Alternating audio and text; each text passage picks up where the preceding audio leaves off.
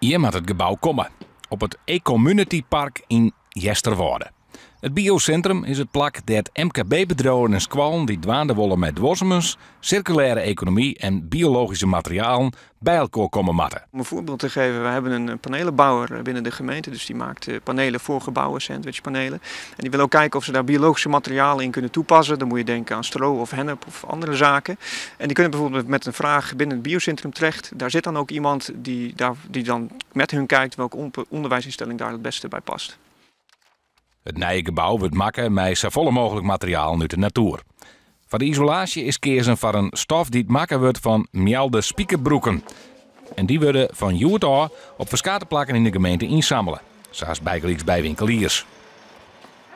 Dan krijg je een poster van dus, die je dan ook op het raam kan hangen.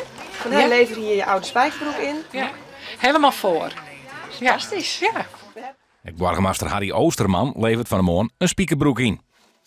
Het nieuwe gebouw is ontworpen en wordt deelzet door 3 bedrijven die het vrienden binnen in het consortium Natuurlijk Bouwen. Het is een zoektocht naar de biobased materialen. En dan ga je zien van wat eerder al hier, wat kun je toepassen, wat is technisch verantwoord en wat kan. En zo kom je dan diverse dingen zien. En dit is wat er nou uitgerold is, zeg maar.